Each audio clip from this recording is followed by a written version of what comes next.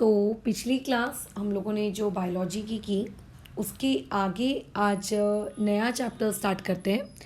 हम लोग आज जो नया चैप्टर स्टार्ट कर रहे हैं इस बेसिकली रिप्रोडक्शन। ठीक है कि रिप्रोडक्शन क्या होता है, किस तरीके से होता है, इस बारे में इस चैप्टर में हम लोगों को पढ़ना है।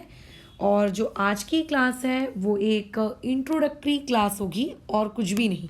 इवन कल की क्लास भी काफ़ी हद तक इंट्रोडक्टरी रहेगी, बट आज की तो सुपर इंट्रोडक्टरी क्लास है रिप्रोडक्शन के बारे में।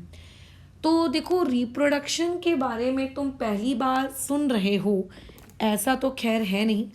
आपने इससे पहले भी रिप्रोडक्शन के बारे में सुना है। रिप्रोडक्शन क्या होता है ये आप जानते हो। क्लास 8 में जब आप थे तब आपने असेक्सुअल मोड ऑफ रिप्रोडक्शन पढ़ा था। इवन आपने ये भी पढ़ा था प्यूबर्टी क्या होती है और क्या क्या ऑर्गन्स होते हैं ह्यूमन बॉडी के अंदर, सेक्स ऑर्गन्स कौन से होते हैं। So not the first time you are studying it, ठीक है। बट हम लोग ऐसे ही पढ़ेंगे जैसे कि हम शुरू से शुरू कर रहे हैं, क्योंकि छोटी क्लासेस में तो हार्डली ही कोई इंसान ध्यान देता है, बराबर। तो रिप्रोडक्शन के बारे में अगर मैं बात करूँ तो रिप्रोडक्शन आपकी बॉडी में होने वाली विभिन्न लाइफ प्रोसेसेस में से ये एक one of the life process है। ठीक है, ये one of the life process है।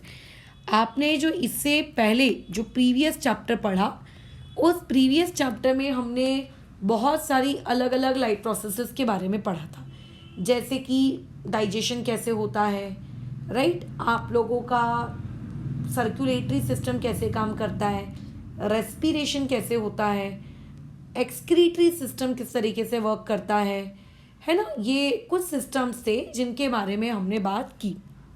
लेकिन जो पुरानी क्लास में आपने सिस्टम्स पढ़े, ठीक है, जैसे कि कौन से सिस्टम्स आपने पुरानी क्लासेस में पढ़ रखे हैं, आपने पढ़ के रखा हुआ है डाइजेस्टिव सिस्टम। ठीक है, डाइजेस्टिव सिस्टम के बारे में सब कुछ हम लोग जानते हैं, ठीक है, कि डाइजेस्टिव सिस्टम क्या होता है, कैसा होता है, वगैरह वगैरह। फिर आप लोगों ने उसके बाद पढ़ा होगा रेस्पिरेटरी सिस्टम। रेस्पिरेटरी सिस्टम के बारे में हम लोग जानते हैं। रेस्पिरेटरी सिस्टम के बाद आता है तुम लोगों का सर्कुलेटरी सिस्टम। आपने सर्कुलेटरी सिस्टम के बारे में पढ़ा। फिर एक और सिस्टम आता है जिसको हम लोग कहते हैं एक्सक्रीटरी सिस्टम। इन चारों सिस्टम की खास बात ये थी कि अगर इनमें से एक भी सिस्टम आपका ठप पड़ जाए ना, ठप पड़ जाए का मतलब काम ना करे प्रॉपरली, इनसे रिलेटेड कोई ऑर्गन्स खराब हो जाए, डैमेज हो जाए, व्हाटएवर, तो बेसिकली ये चार सिस्टम्स के डैमेज होने से या इन चार सिस्टम्स के प्रॉपरली फंक्शनिंग ना करने से हमारी बॉडी पे बहुत बुरा असर पड़ता है। हो सकता है कि अगर डैमेज बहुत ज़्यादा हो गया तो हमारी बॉडी शायद उस डैमेज को सहन भी ना कर पाए और हम लोग सीधा भगवान के पास ऊपर। यानी कि मैं ये कह सकती हूँ कि ये जो चार सिस्टम्स हैं जो आप पहले पढ़ चुके हो, दीज आर एसेंशियल सिस्टम्स। ये क्या है, आप लोगों के बहुत ही ज़्यादा इम्पॉर्टेंट एसेंशियल सिस्टम्स हैं। एसेंशियल सिस्टम्स का मतलब इनके बिना पॉसिबल नहीं है ज़िंदगी। ठीक है, हो सकता है तुम मर वर जाओ, बट नॉट तुम, एनीबडी कैन, जिनकी बॉडी में ये पर्टिकुलर सिस्टम डैमेज हो चुका है। तो इन सिस्टम्स का हमारी बॉडी में प्रॉपर तरीके से काम करना बहुत ही ज़्यादा ज़रूरी है। बट अब इन सिस्टम के अलावा हम बात करते हैं आज के अपने पांचवें सिस्टम के बारे में, दैट इज़ रिप्रोडक्टरी सिस्टम। देखो, जिस तरीके से डाइजेस्टिव सिस्टम मेल के अंदर होता है, फीमेल के अंदर भी होता है ना। सर्कुलेटरी सिस्टम भी मेल के अंदर होता है, फीमेल के अंदर भी होता है। वैसे ही रिप्रोडक्टरी सिस्टम मेल बॉडी के अंदर भी होता है और फीमेल बॉडी के अंदर भी होता है। हाँ, दोनों का थोड़े ऑर्गन्स डिफरेंट हो जाते हैं। जैसे आप मेल बॉडी को देखो कि फीमेल बॉडी को देखो, दोनों का जो हार्ट होता है, हार्ट का स्ट्रक्चर सेम होता है, दोनों की किडनीज का स्ट्रक्चर सेम होता है। बट जब हम रिप्रोडक्टिव सिस्टम की बात करते हैं तो रिप्रोडक्टिव सिस्टम के बारे में एक पॉइंट आपको याद होना चाहिए या पता होना चाहिए, इनके जो ऑर्गन्स होते हैं, ठीक है, जो भी इस सिस्टम में इन्वॉल्व होते हैं, ये ऑर्गन्स डिफरेंट होते हैं। किसके अंदर, मेल के अंदर डिफरेंट होंगे और फीमेल के अंदर ये चीज़ें कैसी होंगी, डिफरेंट होंगी। कभी तुमने अगर डॉक्टर के पास गए हो, लेट्स से किसी आँख वाले डॉक्टर के पास गए हो, आई थिंक ऑप्थोमोलॉजिस्ट कहते हैं, चलो हिंदी में बात करते हैं, नेत्र रोग विशेषज्ञ। तो वो जो नेत्र रोग विशेषज्ञ होता है, ऐसा होता है क्या कि ये अच्छा ये तो फीमेल आँखों का डॉक्टर है और ये तो मेल आँखों का डॉक्टर है? कुछ भी ऐसा नहीं होता। No female no male, eyes are eyes, चाहे फीमेल की हो चाहे मेल की हो। अगर किसी आप मान लेते हैं ऐसे डॉक्टर के पास गए हो जो चेस्ट से रिलेटेड संबंधित समस्याओं का, जैसे मान चलो जान दो कार्डियोलॉजिस्ट के पास गए हो जो बेसिकली हार्ट से रिलेटेड समस्याओं का समाधान करते हैं, ऐसा होता है कि ये फीमेल कार्डियोलॉजिस्ट को देखेंगे और ये वाले डॉक्टर न से मेल कार्डियोलॉजिस्ट के हार्ट की पढ़ाई करेंगे? ऐसा नहीं होता। दोनों ही सेम आइडेंटिकल ऑर्गन्स हैं, ठीक है। बट जब हम बात करते हैं रिप्रोडक्टरी सिस्टम की, तो रिप्रोडक्टरी सिस्टम के केस में फीमेल बॉडी में जो उसके रिप्रोडक्टरी ऑर्गन्स होते हैं, कौन से होते हैं चैप्टर के में पढ़ेंगे हम, बट जो फीमेल बॉडी के रिप्रोडक्टरी ऑर्गन्स होते हैं वो रिप्रोडक्टरी ऑर्गन्स मेल बॉडी के रिप्रोडक्टरी ऑर्गन से अलग होते हैं। यानी कि आप ये नहीं कह सकते कि दोनों का सेम सेम है, ठीक है। देयर इज अ डिफरेंस, जो कि दोनों का फंक्शन अलग है ना। मेरे पेट में जो खाना जिस तरीके से पचता है, जिस तरीके से डाइजेशन होता है, वही सेम तरीके से किसी दूसरे आदमी की बॉडी में भी हो रहा होगा। बट फीमेल और मेल बॉडी के केस में रिप्रोडक्शन को लेकर ये सिमिलैरिटी आपको देखने को नहीं मिलती है, वहाँ पर आपको पॉइंट ऑफ डिफरेंस आ जाता है। दोनों का फंक्शनिंग अलग है, इसलिए दोनों का स्ट्रक्चर भी अलग होता है। पॉइंट नंबर 2, बाकी सिस्टम्स के जैसे यानी कि सर्कुलेटरी, एक्सक्रीटरी, डाइजेस्टिव, रेस्पिरेटरी, इन सिस्टम्स के जैसे ये आप लोगों का नॉन एसेंशियल सिस्टम है।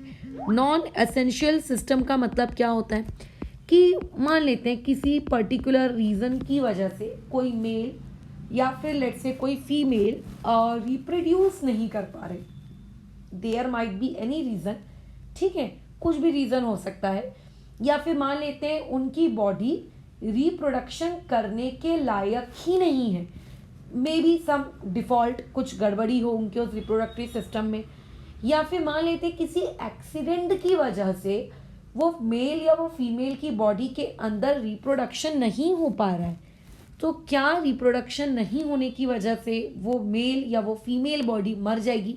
बिल्कुल नहीं मरेगी, ठीक है। अगर कोई भी for because of any reasons, ठीक है, बिकॉज ऑफ एनी रीजंस अगर मान के चलते हैं, ठीक है, इफ़ आप लोगों का रिप्रोडक्शन जो है, if reproduction is not carried out, ठीक है, अगर रिप्रोडक्शन नहीं हो पा रहा है या फिर रिप्रोडक्शन से कोई मतलब रिलेटेड कोई ऑर्गन काम नहीं कर पा रहा है, तो इसका ये मतलब नहीं है कि ऑर्गेनिज्म विल या फिर जो और आपका एनिमल है, animal will die, animal will won't die, animal won't die, animal नहीं मरेगा, ठीक है, एनिमल नहीं मरेगा।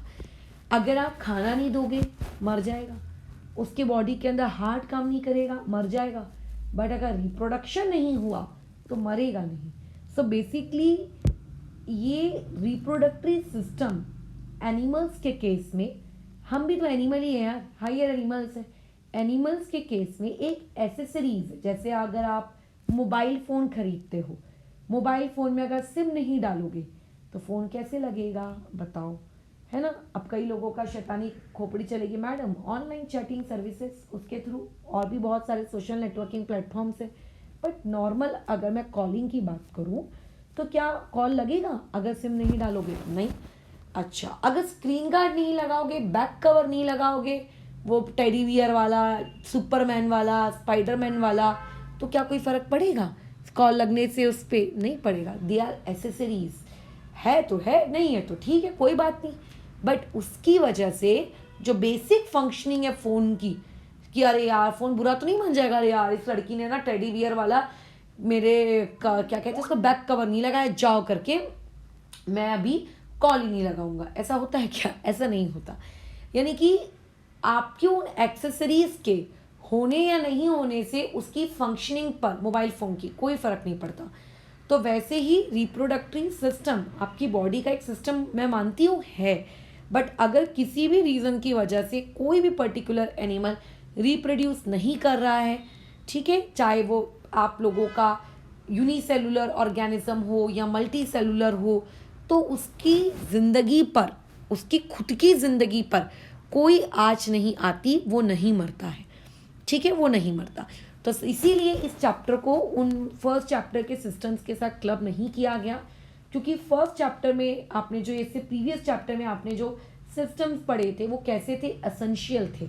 वो नहीं होंगे तो इंसान मर जाएगा, बट अगर ये नहीं होगा तो इंसान के लाइफ डेथ पे कोई असर नहीं पड़ने वाला। सो देयरफॉर इसको हम लोग, आप लोगों का अलग से एक चैप्टर बना के पढ़ रहे हैं। ठीक है, चलो आगे बढ़ते हैं। द पॉइंट इज, चैप्टर का नाम है रिप्रोडक्शन, मतलब how do organism reproduce. But इस लाइफ प्रोसेस के जो चैप्टर में आखिर आप ये जो वर्ड है reproduction, what do you mean by the term reproduction. तो देखो, थोड़ी सी इंग्लिश की क्लास में हम बैठते हैं और इंग्लिश के तहत इस पर्टिकुलर वर्ड का हम पोस्टमार्टम करते हैं।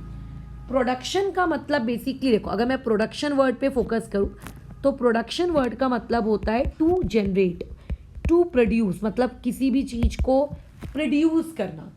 और री का मतलब होता है अगेन। ठीक है, यानी कि आप ये कहना चाह रहे हो आप वापस से जनरेट करो।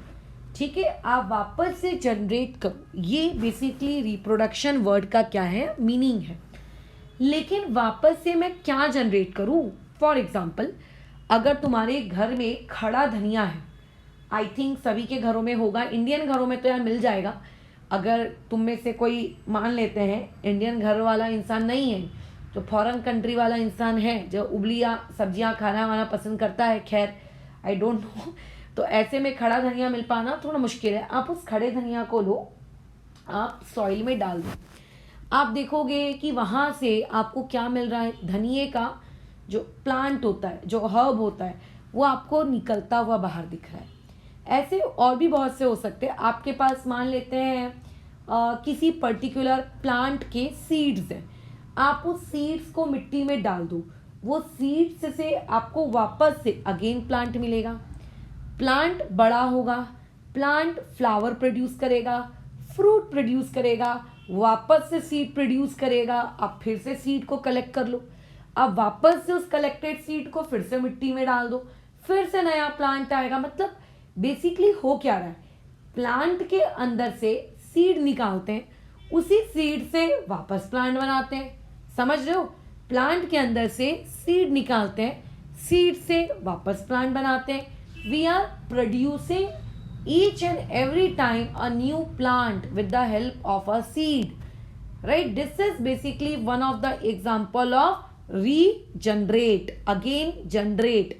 अगर आपको कोई भी चीज वापस से करनी है, that is basically known as reproduction, उसको बेसिकली हम रिप्रोडक्शन कहते हैं। किसी भी चीज को अगर आपको वापस से जनरेट करना है तो बायोलॉजी की दुनिया से फिलहाल थोड़ा दूर रहो, हम इंग्लिश की क्लास में बैठे हैं, तो इंग्लिश की क्लास के अकॉर्डिंग अगर आप किसी भी चीज को वापस से जनरेट करना चाहते हो, ठीक है, एग्जैक्टली वैसी की वैसी जनरेट हो, may be may not be वैसी की वैसी जनरेट एग्जैक्टली ना हो, ठीक है। मतलब अगर आप लोगों के पास एक स्पीशीज है, ठीक है, उसके जैसी अगर आप कोई दूसरी स्पीशीज क्रिएट करना चाहते हो, तो जिससे क्रिएट करते हो उसको आप क्या कहते हो, पेरेंट कहते हो। मतलब आपके पास एक होता है पेरेंट और दूसरा होता है आप लोगों के पास क्या, उससे जनरेट होने वाली दूसरी चीज, जिसको हम लोग कहते हैं बच्चे। बच्चों को बायोलॉजी की भाषा में कहा जाएगा ऑफ स्प्रिंग्स,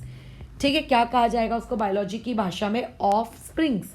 तो एक होता है हमारे पास पेरेंट और दूसरे होते हैं हम लोगों के पास ऑफ स्प्रिंग्स। तो हम लोग क्या करते हैं, हम लोग पेरेंट से ऑफ स्प्रिंग बनाते हैं। मतलब पेरेंट पहले ऑफ स्प्रिंग यानी कि बच्चे बना के देते हैं और फिर वही बच्चे आगे जाके खुद भी पेरेंट बन जाते हैं। फॉर एग्जाम्पल, अभी आज से 25 साल पहले मैं एक मान लेते हैं ऑफ स्प्रिंग थी अपने पेरेंट्स की, राइट। नाउ आफ्टर 25 ईयर्स, अब 25 साल हो गए हैं, 25 साल के बाद now I can become also a parent. मैं भी अब किसी ना किसी की पेरेंट बन सकती हूँ आने वाले समय में, मे बी, राइट। तो ऐसे केस में ऑफस्प्रिंग जो पहले था वही आगे पेरेंट में कन्वर्ट हुआ, राइट। फिर जब मेरे ऑफस्प्रिंग्स होंगे उनको मैं ऑफस्प्रिंग्स कहूंगी, but after certain time interval बाद वो खुद एक पेरेंट बन जाएंगे, फिर उनके ऑफस्प्रिंग्स होंगे। सो बेसिकली हम क्या कर रहे हैं, हर लाइफ स्टेज में नए ऑफस्प्रिंग्स बना रहे हैं, हम नए इंडिविजुअल्स बना रहे हैं, है ना। हम लोग क्या कर रहे हैं बायोलॉजी में, we are creating new individuals, we are creating new individuals, ठीक है। तो जो हम नए इंडिविजुअल्स क्रिएट करते हैं, कहाँ से क्रिएट करते हैं, फ्रॉम पेरेंट, ठीक है। That particular process is basically known as reproduction, ठीक है, नोन एज रिप्रोडक्शन। तो रिप्रोडक्शन क्या है, रिप्रोडक्शन आप लोगों की एक ऐसी प्रोसेस है जिसमें आप जो पेरेंट एग्जिस्टिंग है उस एग्जिस्टिंग पेरेंट से आप उसके जैसा एक दूसरा नया ऑफस्प्रिंग बनाते उसके जैसा। हो सकता है कि पेरेंट और ऑफस्प्रिंग एकदम आइडेंटिकल हो सकता है आइडेंटिकल ना भी हो, डिफरेंस आ जाए। तो डिपेंड करता है आप पर, मतलब डिपेंड करता है उस पर्टिकुलर प्रोसेस में कि वो सेक्सुअल हो रही है कि असेक्सुअल हो रही है, खैर उस पर भी मत जाओ। बट ऐसा जब भी आप रिक्रिएट करो, जब भी आप कुछ रीजनरेट करो, तो उस रिक्रिएट या उस रीजनरेट को बेसिकली हम लोग क्या कहते हैं, आप लोगों का रिप्रोडक्शन कहते हैं। सो रिप्रोडक्शन इज बेसिकली फिनोमेना, एक लिविंग ऑर्गेनिज्म का एक बहुत ही इंपॉर्टेंट क्या होता है, ये फिनोमेना होता है जिसमें वो लिविंग ऑर्गेनिज्म अपने जैसा एक दूसरा लिविंग ऑर्गेनिज्म क्रिएट करने की पोटेंशियल रखता है।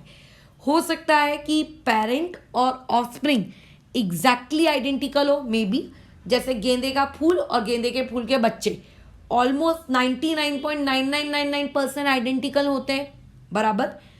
हो सकता है आप और आपके बच्चे प्रोड्यूस हो रहे हो, तो वो भी तो रिप्रोडक्शन ही है। बट एक इंसान और एक इंसान का बच्चा एग्जैक्टली आइडेंटिकल नहीं होते, हाँ सिमिलर होते हैं कि तुमको भी दो आंखें, मुझको भी दो आंखें, तुम्हें भी दो हाथ है, मुझको भी दो हाथ है, तुम्हें भी एक नाक है, मुझे भी एक नाक है। बट हमारा शक्ल, सूरत, हाइट, कलर, आइज कलर्स, मतलब बहुत कुछ हमारा डिफर करता है। We are not the exact copy of our parent, ये बात तो पहले हमें पता होनी चाहिए। तो रिप्रोडक्शन प्रोसेस का मतलब क्या होता है कि जो स्पीशीज एग्जिस्ट कर रही है उस एग्जिस्टिंग स्पीशीज से आप उसके जैसी एक दूसरी स्पीशीज बनाओ, that is basically known as reproduction. इस रिप्रोडक्शन वाली प्रोसेस में हो सकता है कि जो नया स्पीशीज बने, मतलब जो नया ऑफस्प्रिंग आए, जो नया न्यू बेबी क्रिएट हो, वो पेरेंट्स के 99.9999% आइडेंटिकल हो और सकता है आइडेंटिकल ना भी हो, ठीक है। हो सकता है आइडेंटिकल हो और हो सकता है आइडेंटिकल नहीं भी हो।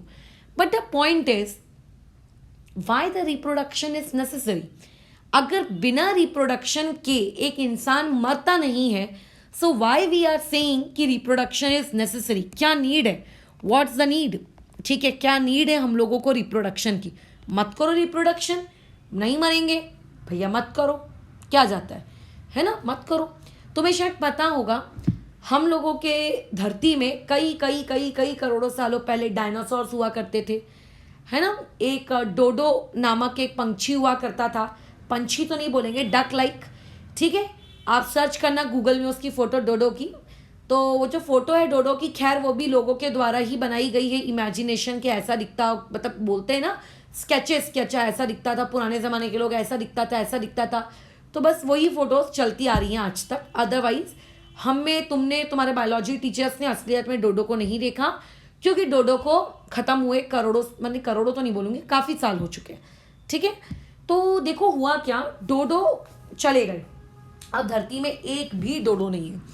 अब देखो क्यों चले गए, उस पर हम लोग विचार विमर्श नहीं करेंगे, खैर वो हमारा टॉपिक ऑफ कंसर्न नहीं है कि डोडो भाई साहब लोगों को क्या हुआ, डोडो कहाँ चले गए, राइट। लेकिन अब वो यहाँ पे नहीं है, तो क्या हो गया मैडम, उनके बच्चे क्यों नहीं है। अरे भाई बच्चा तो तब होगा ना जब पेरेंट होंगे।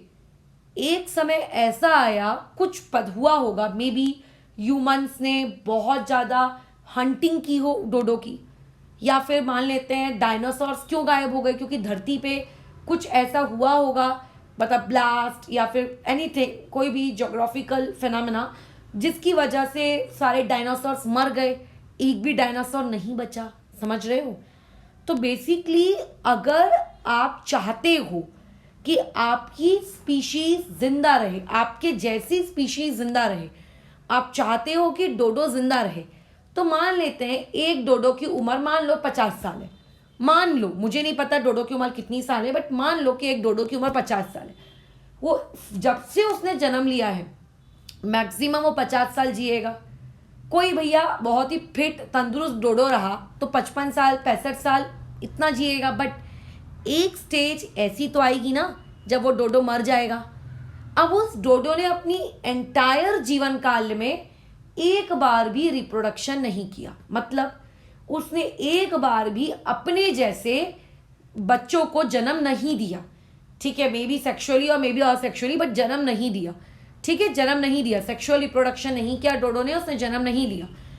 ऐसे मान लो धरती में जितने भी डोडो थे किसी ने रिप्रोडक्शन नहीं किया। अब क्यों नहीं किया वो मत पूछना भैया, मुझे क्या पता क्यों नहीं किया, बट मान लो नहीं किया। ऐसे में क्या होगा, नए बच्चे बनेंगे क्या, नहीं बनेंगे। और मान लो सारे डोडो को, बड़े बड़े डोडो को मार डाला गया कि सब डोडो को मार दो।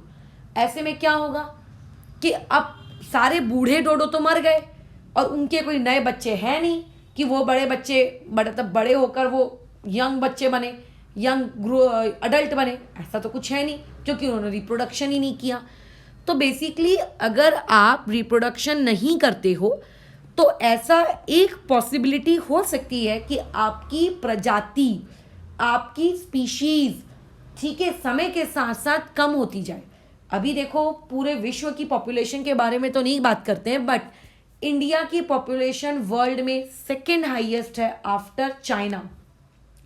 मान के चलते हैं हम लोग, जो मैथडोलॉजी गवर्नमेंट की है कि बच्चों की क्वांटिटी ज़्यादा नहीं होनी चाहिए, एक या फिर दो, अगर उसको हम फॉलो नहीं करते, जैसे तुम देखना पुराने ज़माने में जो लोग होते थे उनके 6-6 7-7 भाई बहन होते थे भगवान, ठीक है, जैसे मतलब एक फैमिली में एक पेरेंट के 7-7 8-8 बच्चे। तो ऐसे केस में अब ये देखना क्वांटिटी बहुत ही सीमित हो गई है। खैर किसी के घर में एक बच्चा मिलेगा, किसी के घर में 2-3 ये मिलता ही है, कई कई में चलो 4 भी हो गया। पर धीरे धीरे अब जो आ रही है पीढ़ी वो बोलो क्या कर रही है, 2 बच्चे 1 बच्चे बस इतना ही रख रही है। बट इमेजिन करिए इसमें भी हमारी इंडिया की पॉपुलेशन बहुत ज़्यादा है। अब आप एक काम करो, जितनी भी इंडिया की यंग पॉपुलेशन है लाइक मी, ठीक है, जो रिप्रोडक्शन कर सकते हैं, जो बेबी यंग वंस को जन्म अभी दे सकते हैं, तुम लोग तो छोटे हो, और कुछ ऐसे सीनियर सिटीजन्स होंगे जो अभी नहीं कर सकते हैं, तो हमारे जैसे लोग है ना जो अभी इस पर्टिकुलर प्रोसेस में पार्टिसिपेट कर सकते हैं, आप उन सबको रिप्रोडक्शन करवाने से मना कर दो। गवर्नमेंट ने लेट से रूल ला दिया कोई रिप्रोडक्शन नहीं करेगा, स्ट्रिक्ट नियम मान के चलते हैं, तो क्या होगा, समय के साथ साथ जो लोग बूढ़े हैं after certain interval of time वो तो मर जाएंगे, ठीक है, हम लोग भी एक सर्टेन एज बाद बूढ़े हो जाएंगे, मतलब अब हम लोग रिप्रोडक्शन करने के लायक नहीं है, हम भी मर जाएंगे। फिर जब तुम बड़े होगे, अब तुम मुझे बताओ जब हमने रिप्रोडक्शन नहीं किया तो हमारे जब बच्चे ही नहीं हुए तो तुमसे छोटे वाले क्या एग्जिस्ट करेंगे, नहीं करेंगे। तुम जितने भी छोटे हो, मतलब अभी जितने भी छोटे बच्चे हैं 17 ईयर्स के नीचे वाले, क्या नए बच्चे बन रहे हैं, क्या नए बच्चे पैदा हो रहे हैं, क्या नहीं हो रहे।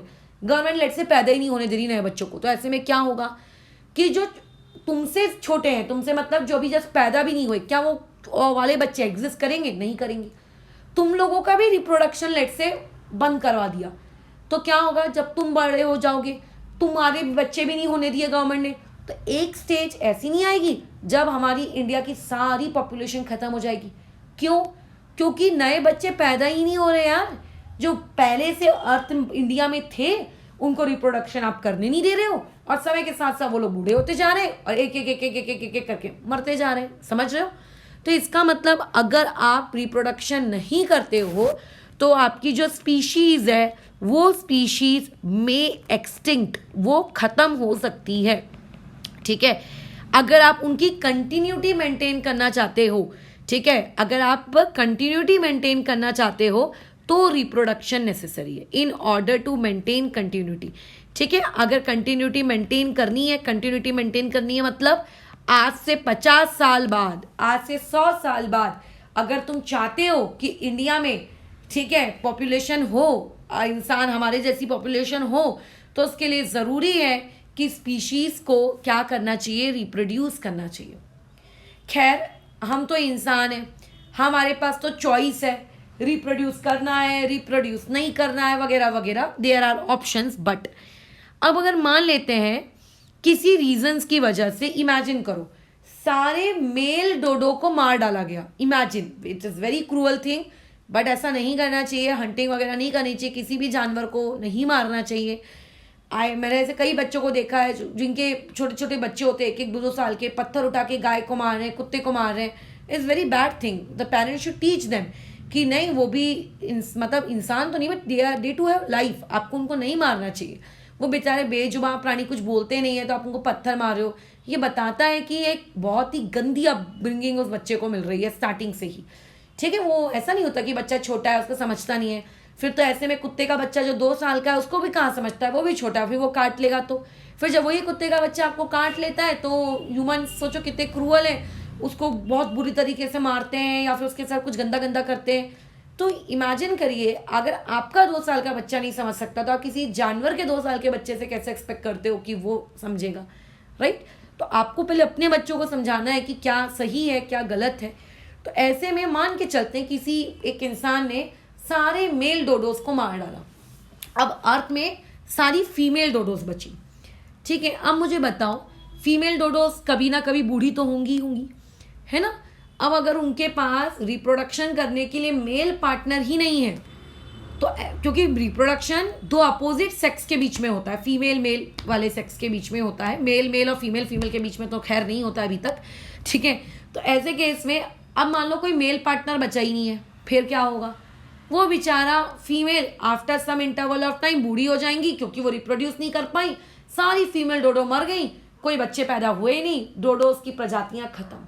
ये भी एक रीज़न हो सकता है उनके एक्सटिंक्ट होने का।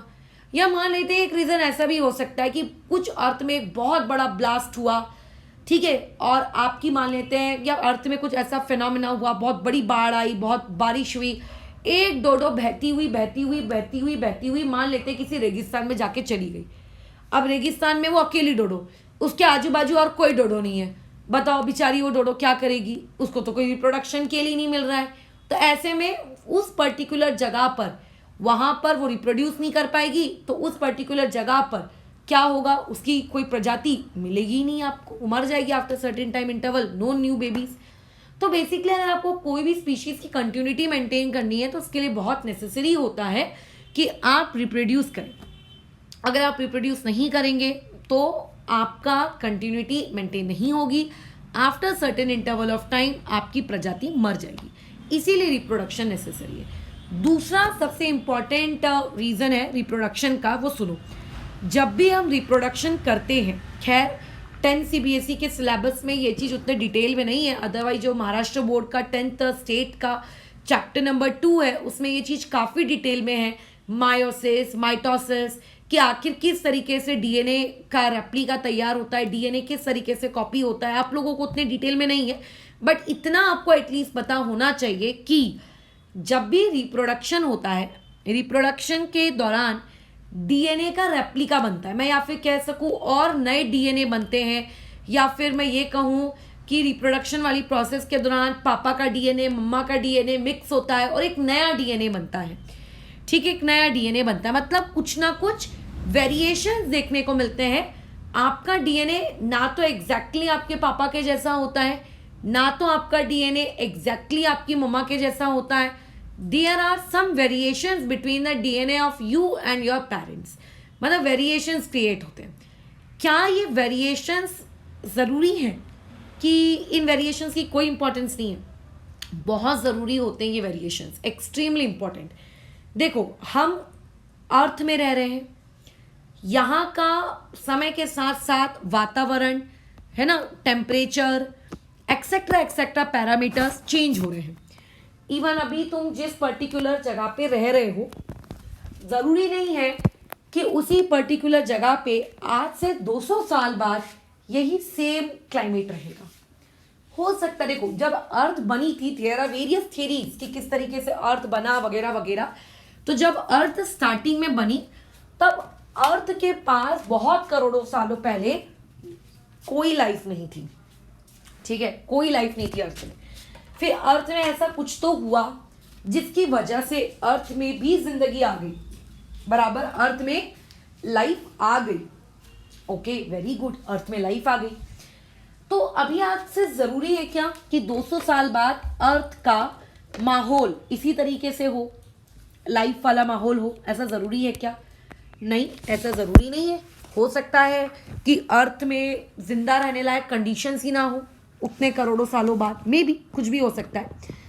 तो जब भी एनवायरनमेंट चेंज होता है तो उस चेंजिंग एनवायरनमेंट के साथ साथ हमारी बॉडी को भी चेंज होना पड़ता है, एडप्ट करना पड़ता है।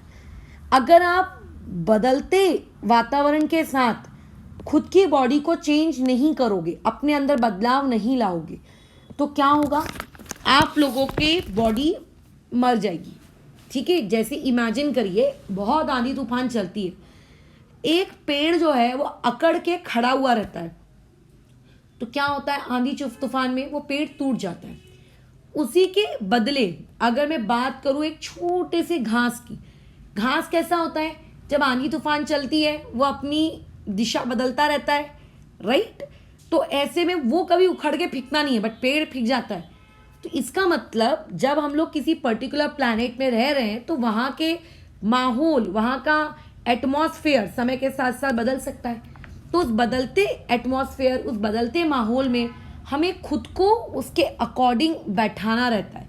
जैसे मान लेते हैं कल को आपको मैं क्या कर दूं, आप लोगों को किसी एक ऐसे पर्टिकुलर टेम्परेचर पे छोड़कर आ जाऊं जहां बहुत ठंड होती है, तो आप लोग तो मेरे हिसाब से पता नहीं कितने कंबल ओढ़ के बैठे रहोगे और कुछ काम वाम भी नहीं करोगे। बट जो लोग वहाँ रियलिटी में रहते हैं वो लोग काम भी करते हैं और वो तुम्हारे कंपेयर में कम गर्म कपड़े पहनेंगे और नॉर्मल लाइफ जिएंगे। तो मैं आश्चर्यचकित होगा, यार कैसे कर रहे हैं यार ये लोग, क्योंकि उनकी बॉडी ने क्या कर लिया है, उस पर्टिकुलर माहौल के अकॉर्डिंग खुद को एडजस्ट कर लिया है, ठीक है। फिर अगर मान लीजिए तुम्हारे पास ऑप्शन नहीं है, तुम्हें उसी जगह पे रहना है, मतलब रहना है, फिर क्या होगा?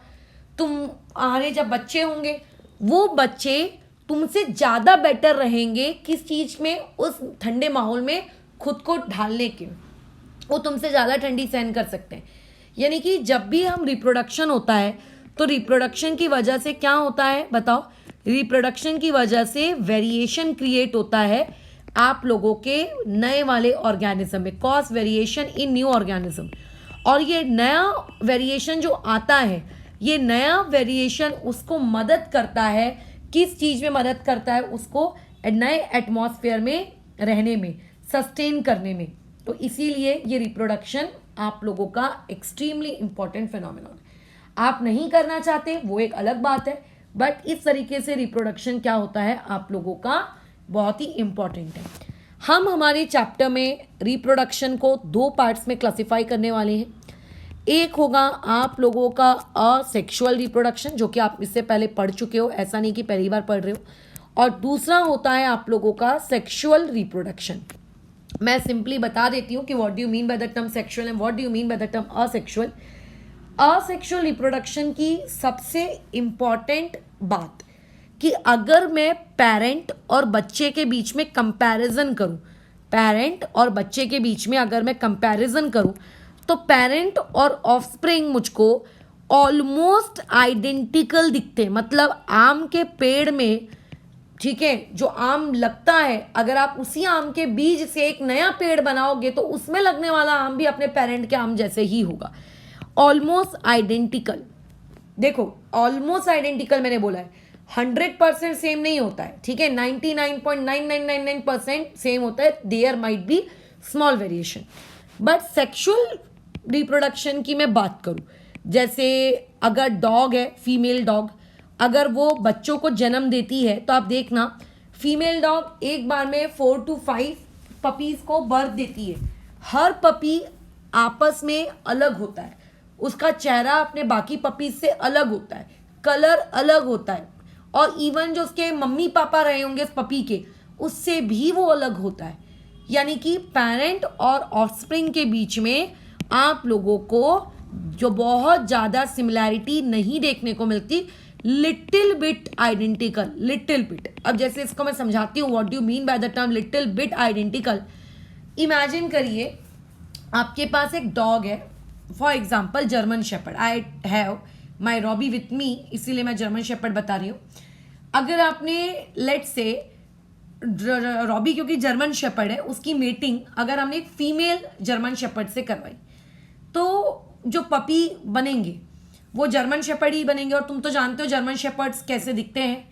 I also have one dog, एक और डॉग है मेरे पास, वो देसी है, ठीक है, बाई बेचारी अब नहीं रही वो, खैर वो देसी डॉगी थी अपनी इंडियन ब्रीड की, ठीक है। वो एकदम गोरी चिट्टी है, एकदम खतरनाक, और उसके बाल एकदम हस्की जैसे लगते हैं, पता नहीं बाबा कैसे अलग ही वैरायटी की इंडियन डॉग निकली वो। खैर उसका रिप्रोडक्शन अगर मैं उसी के जैसे एक दूसरे इंडियन डॉगी के साथ लेट से ब्रीड के कराती हूँ, तो क्या वो जो पपीज बनेंगे वो जर्मन शेपर्ड जैसे दिखेंगे क्या, कि पोमेरियन जैसे दिखेंगे, कि कोई दूसरी ब्रीड के जैसे दिखेंगे? नहीं ना, वो उनके जैसे दिखेंगे, मतलब देसी इंडियन ब्रीड के जैसे। जर्मन शेपर्ड पेरेंट्स का जो जर्मन शेपर्ड पपी होगा वो जर्मन शेपर्ड दिखेगा, ना कि पोमेरियन दिखेगा, या ना ही बुलडॉग दिखेगा, ना हस्की दिखेगा। समझो, they are the various breeds of dog, ठीक है। उनके जैसा नहीं दिखेगा, वो कलर अलग हो सकता है, ठीक है, हो सकता है कि आईज अलग हो, चेहरे का लुक अलग हो, हाइट अलग हो जाए, समथिंग, बट रहेगा तो जर्मन शेपर्ड वाला ही लुक ना। कैसा होता है जर्मन शेपर्ड का लुक? इसका मतलब little bit identical, but parents के साथ ऑलमोस्ट सेम नहीं मिलता। जैसे तुम हो, तुम्हारे पेरेंट्स लेट से, कई बार अपन बोलते हैं ना, अच्छा तेरी आंखें तो तेरे मम्मी के ऊपर गई हैं। कई बार तुमने सुना होगा कोई रिश्तेदार तुम्हारा गाल खींचते हुए तुम्हें बोल रहा है, अच्छा ये तो अपने पापा के जैसा दिखता है, ये तो अपनी मम्मी के जैसा दिखती है, right. So what they are telling you, they are telling you कि that you are resembling your parents, but क्या तुम्हारी शक्ल और क्या तुम्हारे भाई की शक्ल या बहन की शक्ल सेम है? क्या तुम एक ही माँ बाप के बच्चे हो बट स्टिल अलग है? फिर क्या तुम एक ही मतलब मम्मी पापा के रिप्रोडक्शन से, मीटिंग से ही तुम पैदा हुए हो, फिर भी तुम उनके जैसे नहीं दिखते हो? सो रिप्रोडक्शन कॉज वेरिएशन। एंड जब हम सेक्सुअल रिप्रोडक्शन की बात करते हैं तो वहाँ पे बहुत ज़्यादा चीज़ें आइडेंटिकल होती हैं और बहुत ज़्यादा वहाँ पर क्या होता है, वेरिएशन होता है। और अगर मैं आप लोगों की बात करूँ किस चीज़ की, असेक्सुअल की, तो असेक्सुअल में ऑलमोस्ट चीज़ें आइडेंटिकल होती हैं और बहुत ही लिटिल बिट आपको वहाँ पे क्या देखने को मिलता है, वेरिएशन, बहुत कम वेरिएशन। और अगर वेरिएशन हो भी रहा है तो उस वेरिएशन को ऑब्जर्वेबल वेरिएशन बनने में आपको करोड़ों सालों लग जाते हैं, ठीक है। ऑब्जर्वेबल वेरिएशन बनने में आपको क्या लग जाते हैं, करोड़ों सालों लग जाते होंगे, मे बी, ठीक है, मे बी ये होता है। और सेक्सुअल वेरिएशन में हमको दो पेरेंट्स चाहिए होते हैं, मतलब एक फीमेल पेरेंट चाहिए होती है और एक मेल पेरेंट चाहिए होता है। फीमेल और मेल पेरेंट के सेक्स सेल्स जब आपस में कंबाइन होते हैं तब एक बेबी का सेल बनता है। फिर वही बेबी का सेल बड़े होकर तुम्हारे जैसा एक बड़ा सा ह्यूमन बीइंग बन जाता है। यानी कि दो पेरेंट्स रिक्वायर्ड होते हैं। और असेक्सुअल में आपको सिर्फ और सिर्फ एक पेरेंट ही चाहिए होता है, वो एक पेरेंट सफिशिएंट होता है रिप्रोडक्शन करवाने के लिए। तो हम लोगों का जो पहला टॉपिक रहेगा वो ये रहेगा, असेक्सुअल मोड ऑफ रिप्रोडक्शन को पढ़ना, कि what are the different ways, ठीक है, by which you can carried out, not you can, other living beings can carried out asexual mode of reproduction. और असेक्सुअल खत्म होने के बाद हम पढ़ेंगे सेक्सुअल रिप्रोडक्शन किस तरीके से होता है। अब अलग अलग ऑर्गेनिज्म में देखो सेक्सुअल रिप्रोडक्शन करने का तरीका अलग अलग है, ठीक है। जैसे डॉग में अलग है, काऊ में अलग है, ह्यूमन बींग्स में अलग है, उनके रिप्रोडक्टरी ऑर्गन्स भी इवन अलग है, ठीक है। गाय का रिप्रोडक्टरी ऑर्गन अलग होगा, हम लेडीज का, ह्यूमन बींग्स का, वुमेन्स का अलग होगा, फीमेल डॉगीज का अलग होगा, फीमेल कैट का अलग होगा, राइट, रैबिट का अलग होगा। बट हम क्या पढ़ेंगे, हम ह्यूमंस की स्टडी करेंगे, हम डॉग की, काऊ की स्टडी नहीं करेंगे। हम फीमेल रिप्रोडक्टरी सिस्टम कैसा दिखता है, किस तरीके से बेबी बनता है, राइट, कैसे, क्या मेल रिप्रोडक्टरी सिस्टम कैसा होता है, किसका क्या फंक्शनिंग होता है, ये हमारा सिलेबस है। और जब हमारा ये पूरा पार्ट खत्म हो जाएगा तो हम क्लास के एंडिंग में बात करेंगे कि क्या रिप्रोडक्शन के दौरान, ठीक है, जब नया सेल बनता है तो उस नए, देखो हर सेल के पास न्यूक्लियस होता है और न्यूक्लियस के अंदर डीएनए होता है, तो क्या वो डीएनए पेरेंट मम्मी पापा के डीएनए से आइडेंटिकल होता है कि आइडेंटिकल नहीं होता, और अगर आइडेंटिकल नहीं होता है तो क्यों नहीं होता, कितने % होता है, वगैरह वगैरह मिसलेनियस टॉपिक के बारे में। बट अभी हम लोगों ने इतनी बातचीत कर ली कि आखिर रिप्रोडक्शन क्या है और रिप्रोडक्शन हम लोगों के लिए आखिर क्यों जरूरी है। ठीक है, कल की क्लास से हम लोग असेक्सुअल मोड ऑफ रिप्रोडक्शन शुरू करेंगे सबसे पहले, और असेक्सुअल रिप्रोडक्शन कौन कौन से ऑर्गेनिज्म कैसे कैसे कब कब कहाँ कहाँ कैसे शो करते हैं इस बारे में बातचीत करेंगे। ठीक है, फिलहाल इस चीज को यहाँ रोकते हैं।